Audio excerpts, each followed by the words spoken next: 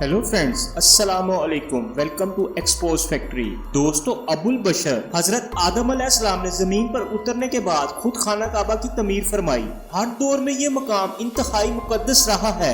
जमाना जहालियत में ना सिर्फ खाना काबा का तवाफ होता था बल्कि इसको एक पाक जगह तस्वर किया जाता था। लेकिन आज की इस वीडियो में हम आपको एक ऐसे जोड़े की इबरतनाक दास्तान सुनाएंगे जो खाना काबा के अंदर बदकारी के मुर्तकिब हुए और खाना काबा के तकद्दुस को पमाल किया। लेकिन वीडियो में आगे बढ़ने से पहले मेरे नए आने वाले साथियों से गुजारिश है कि चैनल को सब्सक्राइब कर दें और साथ दिए गए बेल के बटन को भी दबा दें ताकि हर नई आने वाली वीडियो का नोटिफिकेशन आपको मिल सके। दोस्तों, फातिहा मक्का के बाद आप सल्लल्लाहु अलैहि वसल्लम खाना काबा में दाखिल हुए और खाना काबा पर लटकी हुई तमाम तस्वीरों को बाहर निकाल दिया, जिनमें हजरत इब्राहिम अलैहिस्सलाम की तस्वीर भी शामिल थी। इसके बाद आप सल्लल्लाहु अलैहि वसल्लम ने अपने भाई हजरत अली करमुल्लाह वजहू के साथ मिलकर खाना काबा में मौजूद तमाम छोटे बड़े बुतों को तोड़ डाला। आप सल्लल्लाहु अलैहि वसल्लम बुत तोड़ते जाते और कहते जाते, हक आया और बातिल मिट गया।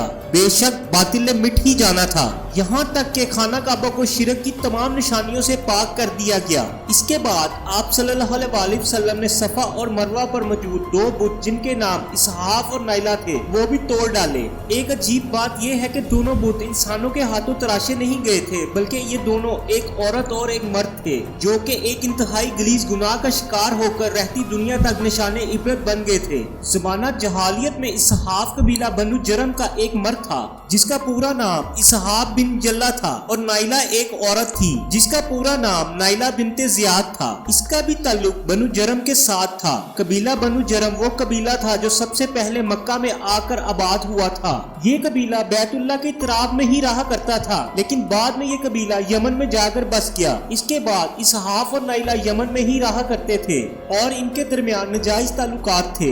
एक मर्तबा ये दोनों एक काफले के साथ हज के इरादे से मक्का मुकरमा आए और उस वक्त खाना काबा में दाखिल हुए जब वहाँ पर कोई मौजूद ना था। इन्होंने तन्हाई का फायदा उठाते हुए खाना काबा में बदफेली का इर्तिकाब कर दिया। उसी वक्त अल्लाह रब्बुल इज्जत का दोनों पर अज़ाब नाजिल हुआ और वो दोनों पत्थर के बुत बन गए।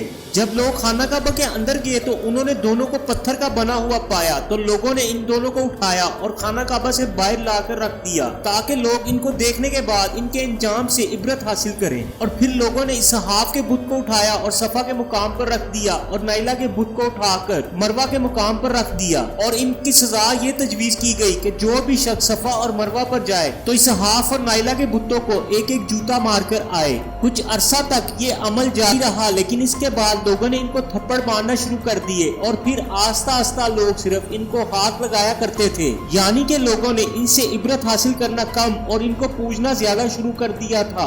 इन दोनों बुतों का शुमार मक्का के बड़े बुतों में किया जाता था। दोस्तों, अहले अरब के बड़े बुतों में हबल इंसान की शक्ल में था। इसको अहले मक्का सबसे अहम बुत समझते थे। हबल का दायां हाथ टूटा हुआ था, लेकिन अहले मक्का ने इसको वो हाथ सोने का बनवा कर लगवा दिया था।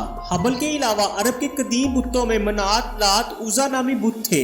ये चारों बुतों का शुमार अरब के बड़े बुतों में हुआ करता था। लोग इनको सजदा करते और अपनी कुर्बानियां पेश किया करते थे। जब आप सल्लल्लाहु अलैहि वसल्लम की आमद के बाद बुतों को तोड़ दिया गया तो मुसलमानों के दिलों में ये सवाल खड़कने लगा, सफा और मरवा के दरमियान सही हज का असल मनासिक में से है या महज ये एक मुश्किराना दौर की आजाद है। चनाचा अल्लाह रब्बुल इज्जत ने कुरान मजीद में आयत नाजिल फरमा कर मुसलमानों की इस गलत फहमी को दूर फरमाया और सही बात की रहनुमाई फरमा दी कि बेशक सफा और मरवा अल्लाह की निशानियों में से है। बस जो कोई काबा का हज और उम्रा करे तो उन पर कोई गुनाह नहीं कि वो इनके दरमियान सही करे। जो कोई अपनी खुशी से नेकी करे तो अल्लाह जानने वाला है। लिहाजा आज भी जो मुसलमान हज या उम्रे की शहादत हासिल करता है तो वो सफा और मरवा के दरमियान सही जरूर करता है। दोस्तों, तरीक में ऐसे वाकयात की कमी नहीं कि जो लोग बैतुल्लाह शरीफ की बेहुरमती में मुलविस हुए वो रहती दुनिया तक इबरत का निशान बन गए।